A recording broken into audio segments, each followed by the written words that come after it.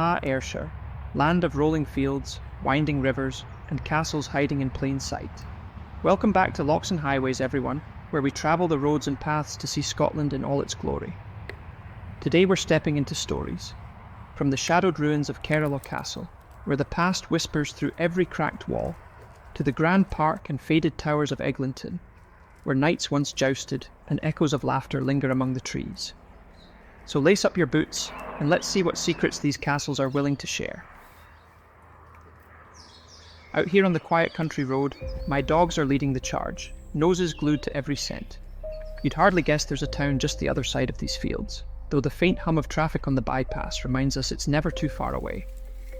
They've spotted the trail beside the river, not too wild, just a faint gravel path threading through the grass, but still enough to spark their curiosity. Good job I sorted out their tick treatments, eh? I follow along, letting them pick the pace, enjoying the crunch of gravel underfoot and the gentle whisper of water somewhere just out of sight. There's something about these quiet, tucked-away paths. Makes you feel like the countryside is keeping a few secrets of its own.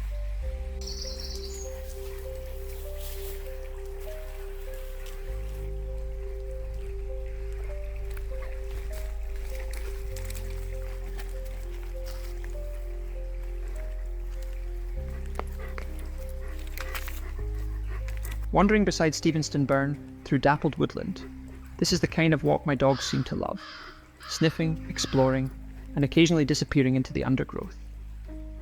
The world slows down here. Nothing much happens except the occasional flash of a couple of cats playing near the river and the gentle burble of water guiding us along. Then, just as we turn the corner and cross the little bridge, the woodland shadows give way to brightness. And there it is, Kerelaw Castle, emerging through the trees.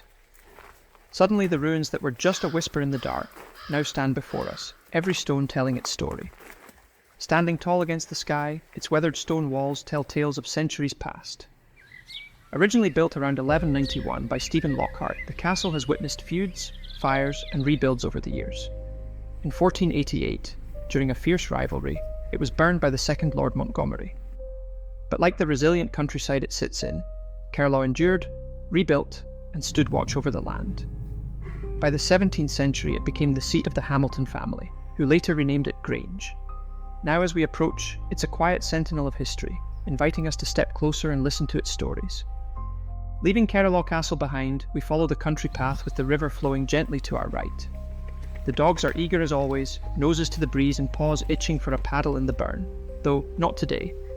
The water doesn't look too inviting, and I'm not keen on muddy paw prints all over the car later.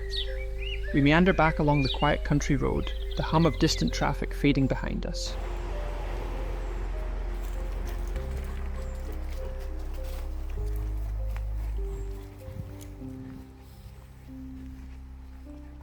The fields stretch out on either side, and for a moment it's just us and the rhythm of our steps. I'd like to take a moment to give a warm welcome to all the new viewers and subscribers joining us here. It's fantastic to have you along for the adventure. Thank you.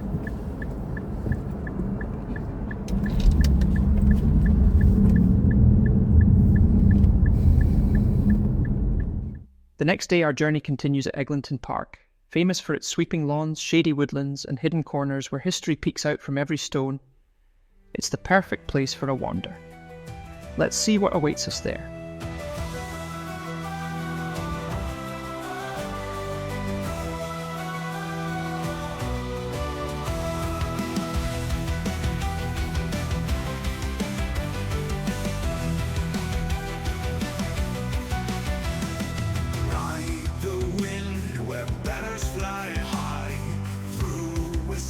Of a battle cry, armored knights and shadows tall, face the dark or lose it all. Right for right, strong hear the call, steel and honor stand or fall. In Eglinton, where echoes ring, the heart of heroes still does sing.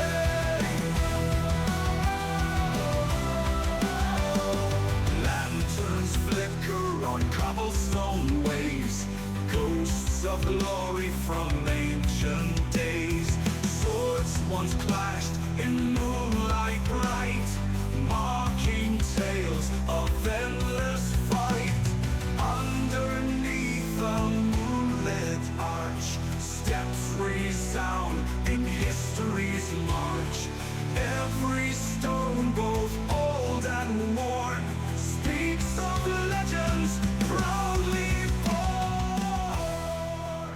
Arriving at Eglinton Park, it's easy to see why it's a favourite for a leisurely wander.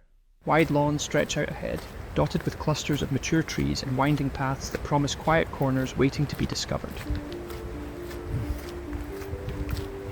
As we stroll up the grass, the historic stables and estate offices stand grandly beside us.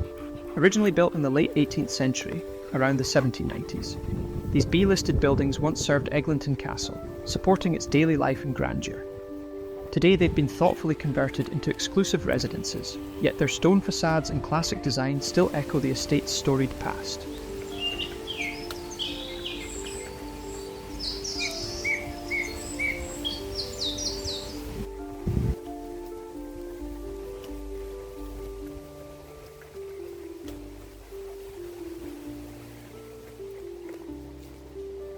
As we approach the Tournament Bridge, the echoes of history seem to whisper through the air. Originally constructed in 1839 for the Grand Eglinton Tournament, this bridge was designed to transport knights and spectators across the Lochs Water to the jousting field. The event, organised by the 13th Earl of Eglinton, was a lavish medieval-style pageant that drew thousands, including the future Napoleon III. The bridge itself is a striking example of Gothic architecture, featuring cast-iron arches and stone towers. It's the only surviving structure from the tournament, standing as a testament to the grandeur and ambition of that day. You can almost imagine the clatter of hooves and the cheers of the crowd as knights prepared for their tilt. Leaving the tournament bridge behind, the paths open into the sweeping grounds of Eglinton Castle, a ghostly silhouette of what was once a grand stately home. Built in the 18th century and largely completed by 1799, it was the pride of the Earl of Eglinton and a hub of social life for centuries. The castle has seen it all: opulence, decline, fire, and partial demolition in the 20th century. Even in ruin, its stone walls and arches hint at the grandeur of the past. You can still spot the Montgomery family crest, though the walls around it are starting to crumble and are temporarily fenced off to visitors.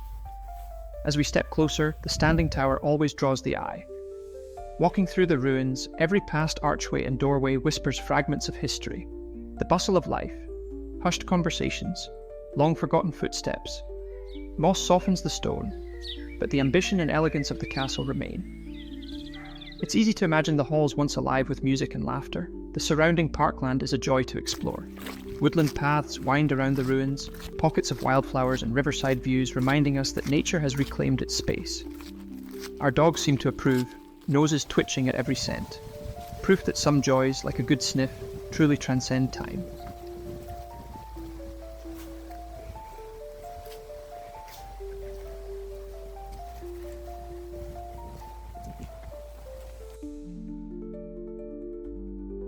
As we near the end of our walk, my golden retriever pauses, mesmerised by the horses grazing quietly in the field. He doesn't bother them, just watches with that gentle curiosity only a dog can have. It's one of those small, peaceful moments that remind you why we love these walks so much. The final stretch takes us back through the woodland, a favourite path for the dogs. Their tails wag, noses to the ground, ears flicking at every sound. The perfect reminder that sometimes the journey is just as joyful as the destination. A huge thank you to everyone joining us today, whether you're a long-time subscriber or a new viewer discovering these Scottish adventures. If you have enjoyed the journey, give a wee like, subscribe if you're feeling generous, and ring the bell so you won't miss whatever comes next. Scenic roads, hidden paths, or another slice of Scottish beauty. We'll see you there, right here on Lochs and Highways. On Lochs and Highways, hearts run free, where the land meets sky and the soul can be. Through every road, through every sea, this is home. It's you and me.